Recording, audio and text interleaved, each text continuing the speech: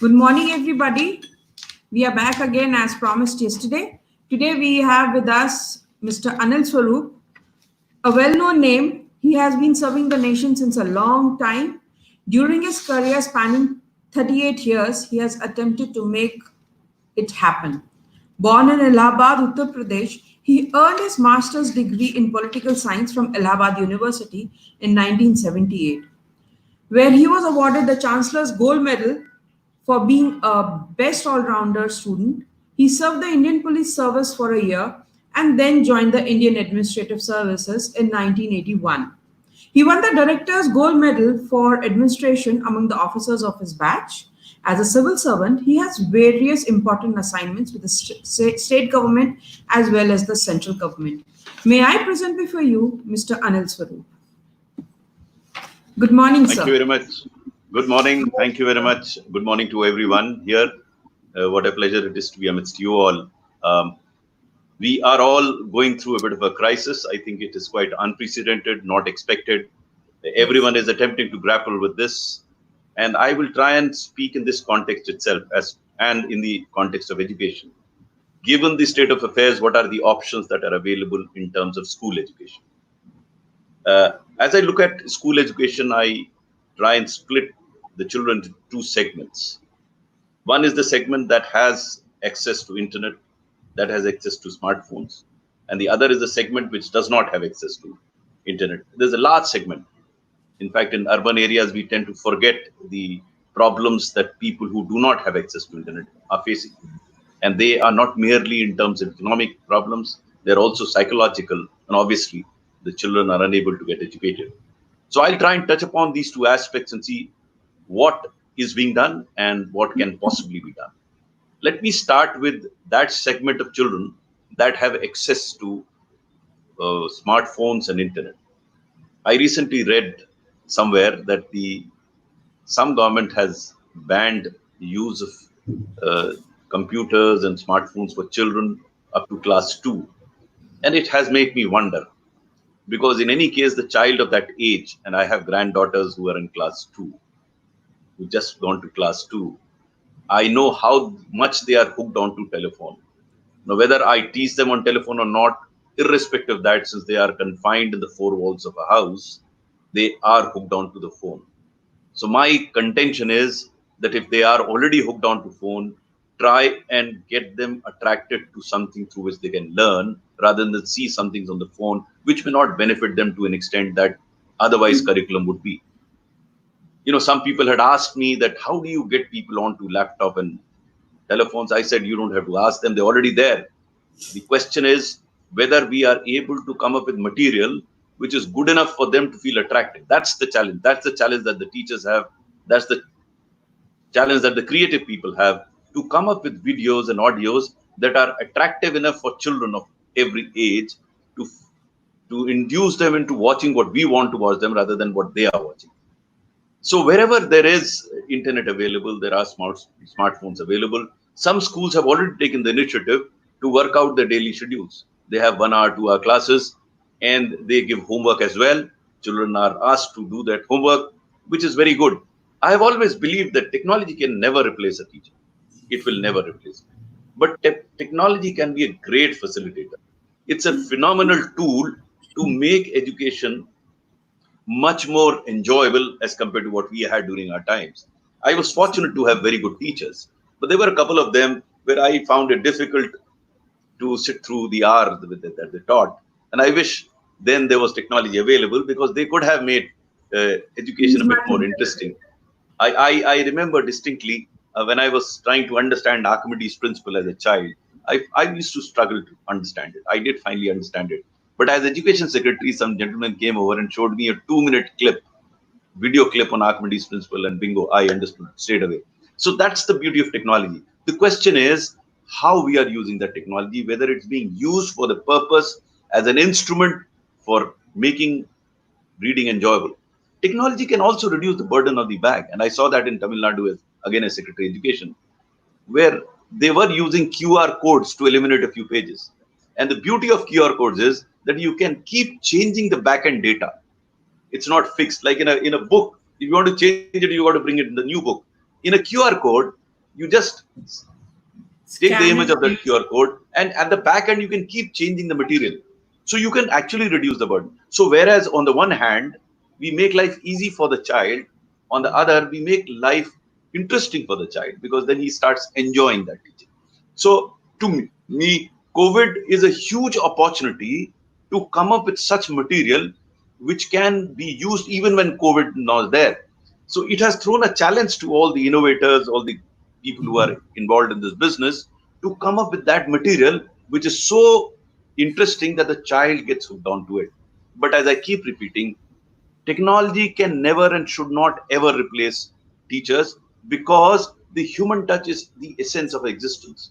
If that goes away and you're only hooked onto technology, there is a problem. Because technology, by and large, provides you only a two-dimensional view of life, two-dimensional view of what you're seeing. Of course, there are three-dimensional things now also available, but the visual three-dimensional has a different impact on the child, and hence it's people who are arguing that will post-COVID era mean that the teachers will wither away?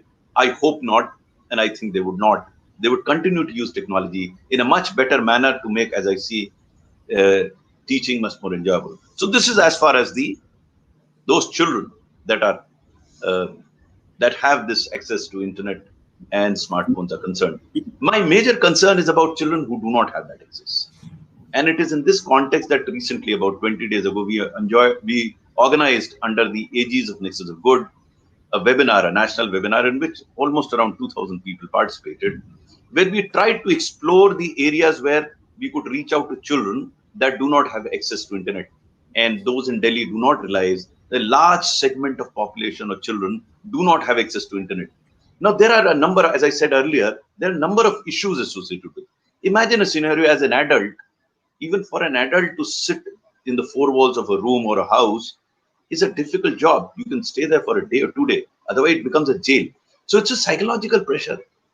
So much more important than teaching, to my mind, the first and a major step is engagement with the child.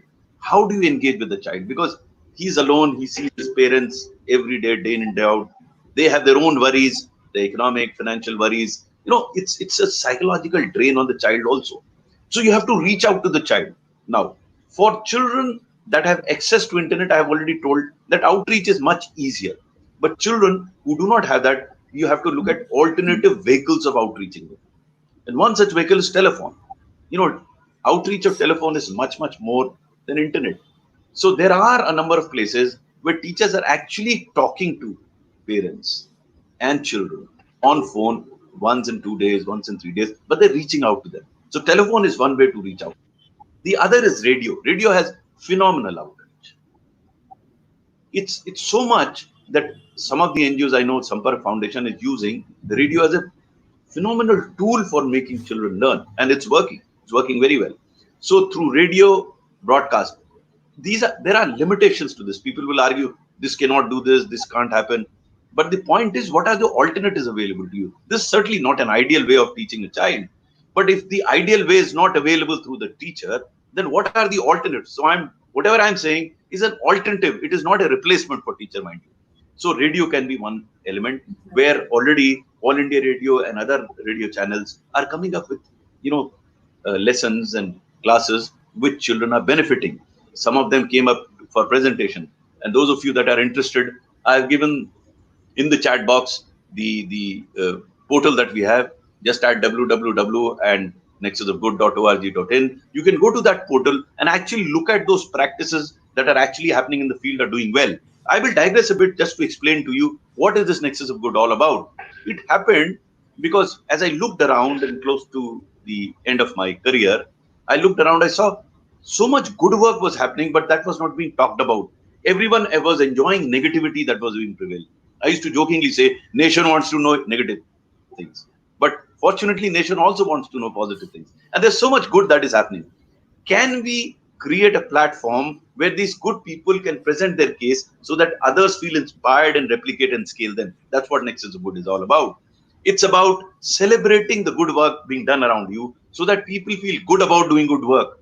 They feel appreciated about good work. And thereby, they inspire others to do good work. And that's how the goodness can grow. There are a number of examples where through such positioning, through such mentioning, the good work that was done at one place has expanded to many other places. And I keep giving this example of Pastepada. It's there on the Nexus Good portal, where a single school, which was a government primary school, had no electricity, managed to get tablets, managed to get a smart screen, and that model is now replicated in more than 50,000 schools of Maharashtra. That's the scaling that happened. And it happened because the good work, as I visited that place, could be propagated.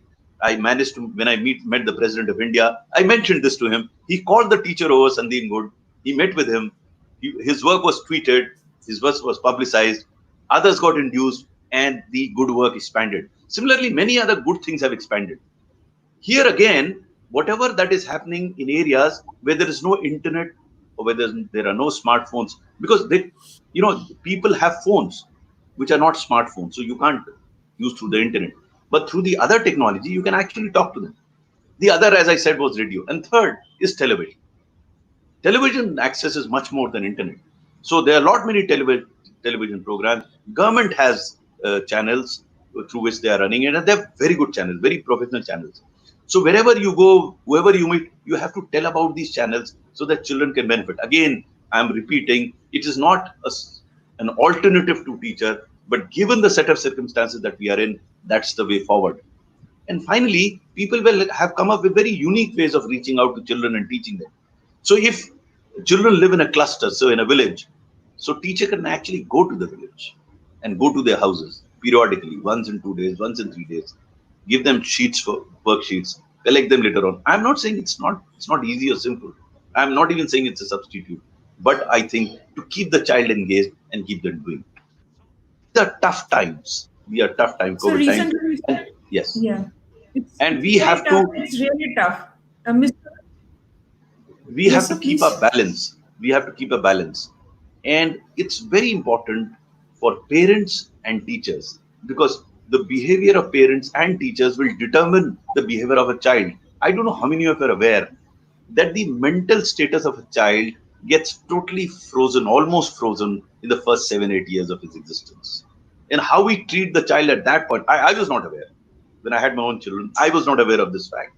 Probably my behavior would have changed towards my children had I known that.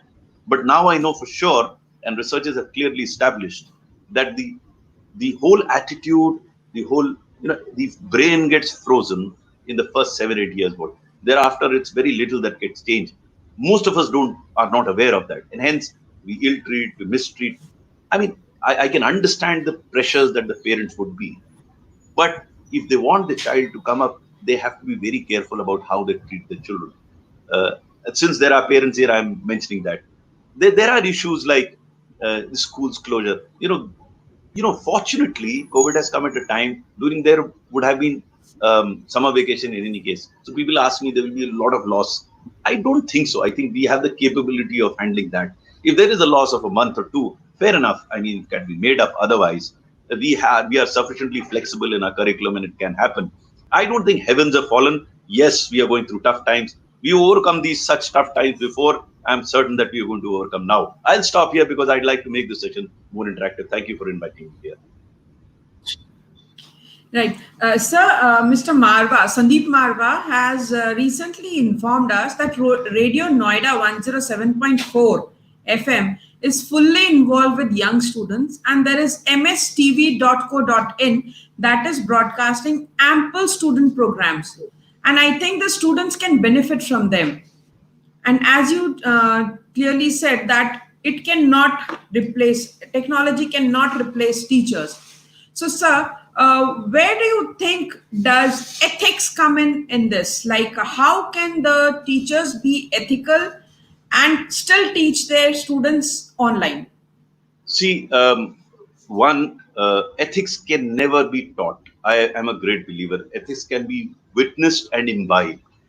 The child imbibes his moral values or his values from his environment. First, from his parents as he grows, he sees whether they are always telling the truth, how they are behaving with others, how they are conducting themselves, he learns. The second is when he or she gets friends around him. So that's the second exposure to the child, where he gets his or her ethical values. Then when he goes to the school, children are very observant, and they know how the elders are behaving, and they tend to imbibe because the it's like a tabula rasa. It's not the right phrase to use. It's like a clean slate where what the child observes gets gets embedded in his mind, and his behavior gets changed accordingly. And hence, it's very important. How irritated is the teacher? Um how how truthful is the teacher? What is his attitude? What is his behavior? The child sees it very closely, and hence the parents as well as the teachers have to be very careful about while interacting with the child, or even when not interacting directly, because again the child is observant. He will see how he's interacting with others, how is the behavior. So you will find people who come from cultures which are polite, they become polite because that's how they see around them. They're very polite. They're not aggressive.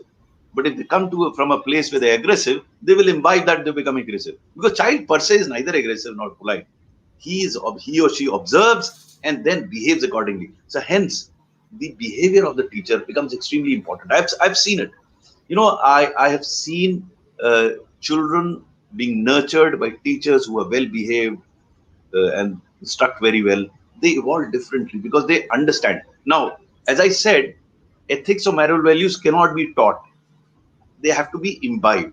So it's through action and behavior Imbibe. that the attitude or behavior of the child evolves. Right, right. So, sir, like in a way, it is a red flag to parents that the way you behave, the way your kids will behave. So, it's better you start behaving properly with your kids if you want them to be polite, well mannered, well versed, and well taught in school as well as in the society.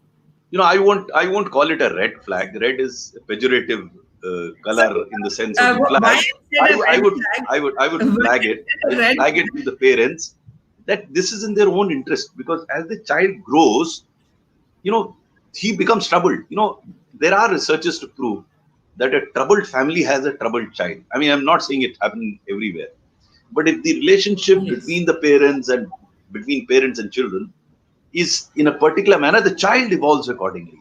He's very impressionistic. I mean, in the initial years, the child absorbs everything. He may not express so much, but he's absorbing, and he grows accordingly. So it's very important on how the parents behave to begin with, and then how the teachers. Of course, friends, you can't change their behavior; they will be what they are. But it will also depend on who the child interacts with. So, I mean, selection of friends also becomes very important, and he will select such friends which suit his liking, and his liking itself is determined by what he's observed in his house in the initial years, and then what he's observed his teachers in the school. So these two play a very, very important role uh, in child's development. Yeah. Right. So, like, I was going through one of the messages where I came to know that you have written a book, Ethical Dilemmas of a Government Servant. Right. And Uh, it was to be launched, but due to some other reason, like because of COVID-19 pandemic, it was delayed. Right. So, what the synopsis that I have read about it, it has got everything. Like, even the students can learn a lot from that. Like, how you to know, be more ethical whenever they are doing their things. The you know, teachers I, can be more ethical. yeah, yeah. Yes, The sir. the title of the book is Ethical Dilemma of a Civil Servant. It was supposed to be launched in the month of June, but now it is getting launched on 5th of Yeah. July, and invite all of you be part of that webinar. Now, this book is basically about civil servants. Of course, it could be relevant to any person. And I'm in this book, I'm trying to convey the variety of dilemmas that a civil servant faces, and it's a tough life. But my take is that if the civil servant so desires, despite this dilemma, he can achieve a lot. So the book is sandwiched between two couplets, two Urdu couplets. It starts by मुख्तसर सी जिंदगी के अजब से अफसाने हैं, यहाँ तीर भी चलाने हैं, परिंदे भी बचाने. That's the major dilemma that the civil servant faces, because he has to tread very carefully, not fall yet achieve. He can, and that's the difficult thing. And in the end, the last couplet is खुदी को कर बुलंद इतना कि हर तकदीर से पहले खुदा बंदे से खुद पूछे बता तेरी रजा क्या है. So ultimately it boils down to an individual. So the basic philosophy of the book is that you can't do much to others, whether it's politician or your colleagues. You can't do. You may believe that you are powerful and you can do it. You can't. But you can do a lot to yourself. You can evolve as an individual where the other person will think twice before asking you to do a wrong thing.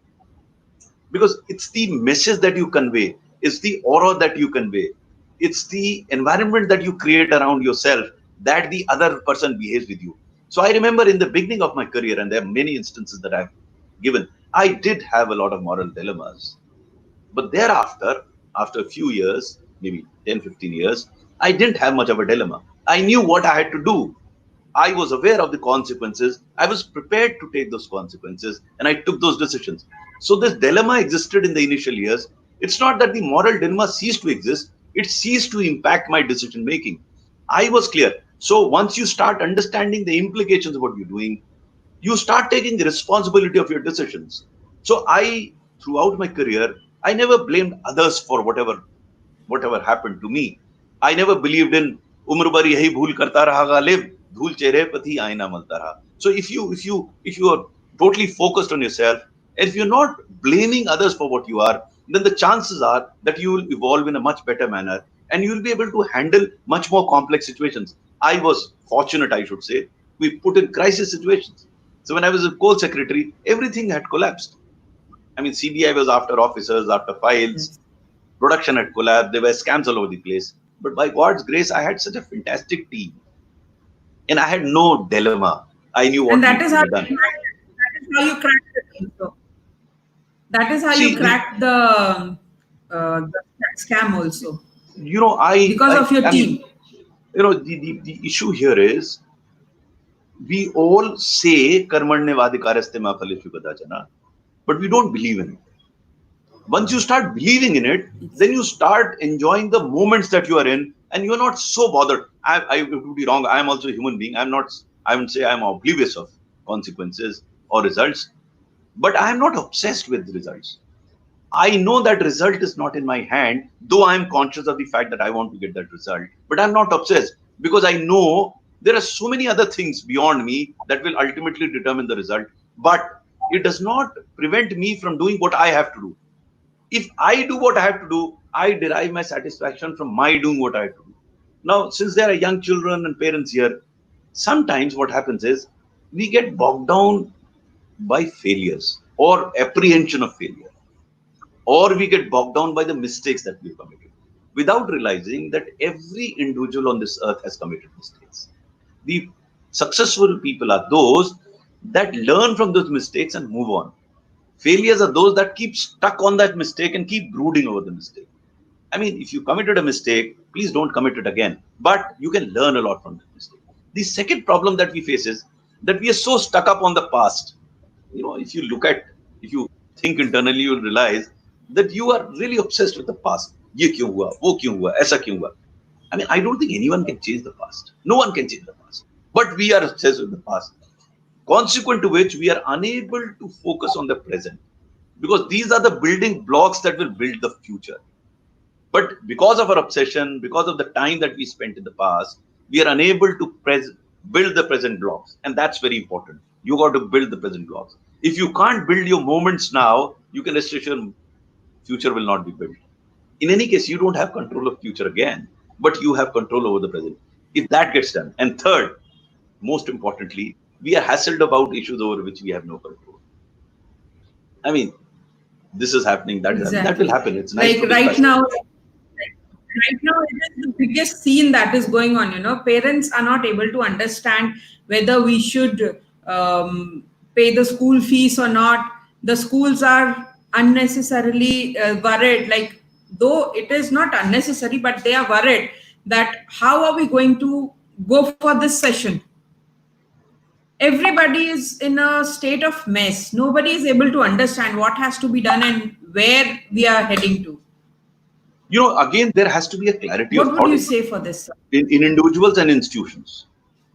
You have to be clear as a parent, not think purely as a parent, think as a also part of the system. That if you don't pay fee to the school, how will the school survive? Because they have their fixed costs. The variable cost while teaching children is very little.